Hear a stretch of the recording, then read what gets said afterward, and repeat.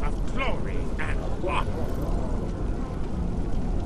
Do we know Qa'nos? Ages ago, Qa'nos was in the city of Qinlat.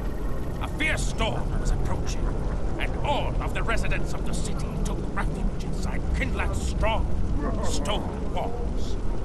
Everyone but one man, who stayed outside with nothing but his blade to protect him.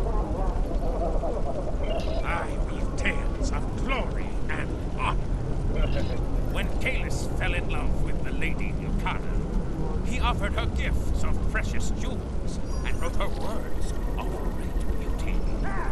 And she rejected his offerings. Despairing of ever winning her love, Qa'nos went to the city of Kamji, where the Lady Yukara was residing.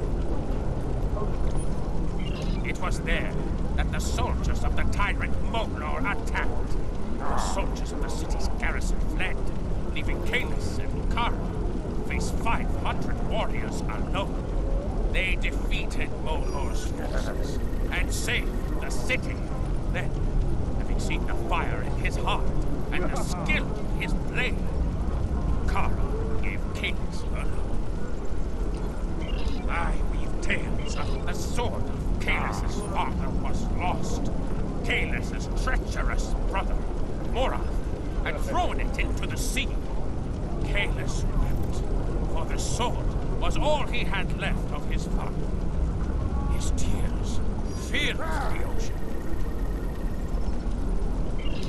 When his mourning was done, Qa'nos went into the mountains. He walked alone into the deepest wilderness, and did not stop until he had reached the Krystak volcano, where no Klingon had ever been. At the volcano, Qa'nos cut a lock of his hair and plunged it into the river of molten rock. The hair burned, but then Qa'nos thrust it into the lake of Luso and twisted it into a sword. I weave tales of glory and honor. Qa'nos used his blade to defeat Molor. He used it to force the Feklari hordes to retreat to the hell from which they came. He used it to skin the serpent of Sol, and many have searched for the blade, but its place of honor in Orith remains empty. I hear stories that say Worf, son of Mor, went on a great adventure once with his beloved and the great Dahar Master Kul. I have heard that they searched for the sword of Qa'nos, and some even say that they found it. When I asked Worf to tell me this story, he turns away. I weave tales of glory and honor.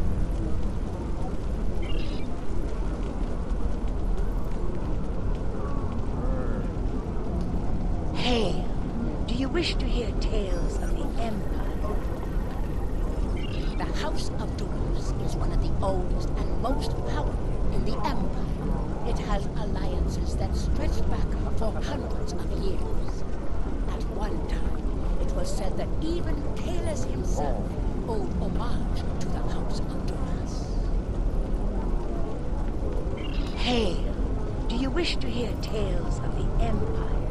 Martok was born a commoner, but with skill and honor, he rose to greatness.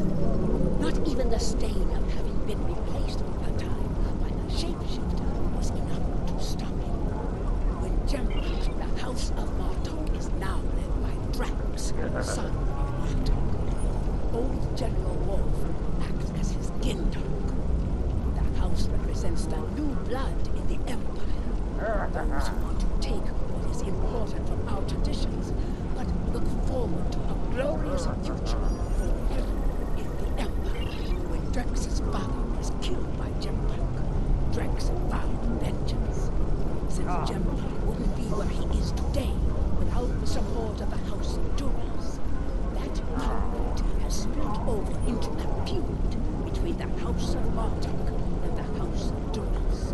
Whoever wins will control the Empire. Hey, do you wish to hear tales of the Jempak rules with an iron fist? Any oppose him to He has had many years of experience as a politician, and with Ambassador Babat at his side, he counsel in almost any debate. And as a warrior, I hear tell there is none who can match his skill with a battle. But as Qa'nos tells us, even the greatest may fall. Jempok's own house was small and weak. It had no lands and few allies. His alliance with the House of Duras was essential to his rise to the ranks of power. If Duras falls, Jempok...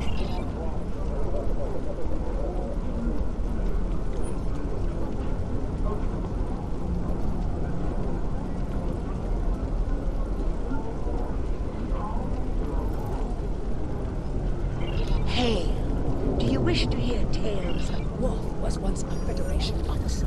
Do you know that? He served the Federation for years, even becoming ambassador to the Klingon Empire. But he and Martok were great friends, and Worf was joined to his house. As Martok's fortunes rose, so did Worf's. Worf walked a careful path between our Empire and the Federation until the treachery of the Kameku, the Undine, was exposed. It was the Undine who caused the strife between us and the Gorn. The Empire invaded the Gorn homeworld to drive out... Hail! Do you wish to hear tales? My father, Tehran, is the one you'll need to ask about the sword itself. But I can tell you about the Fenari. They are foul creatures without honor, from the darkest depths of Rethor itself to do dread Molar's bidding. Be wary of the Fenari.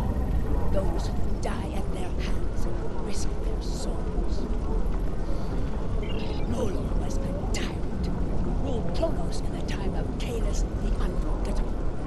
He was so strong that no man could oppose him.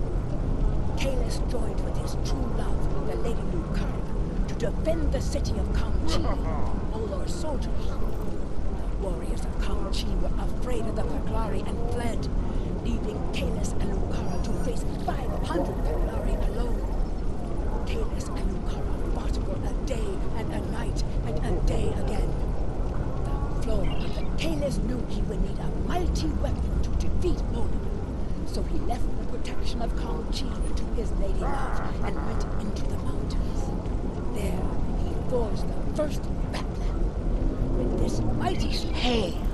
Do you wish to hear tales of the Fakiri? Like many others, I thought they were the stuff of legends. That has changed. We all know the stories. How the Fakiri came forth from the darkest depths of Rethor itself to do the bidding of Olor. How they raised the land, and how Qa'nos the Unforgettable put an end to their reign of terror. But now, I must wonder, are there truths hidden within the legends? For some time, there have been those among us who believed the Fakiri were more than a myth. It was not a popular belief. The discovery of the Sword of Qa'nos gave strength to those believers, however. For if the great weapon of the first Emperor was real, could not his great foes have been real as well?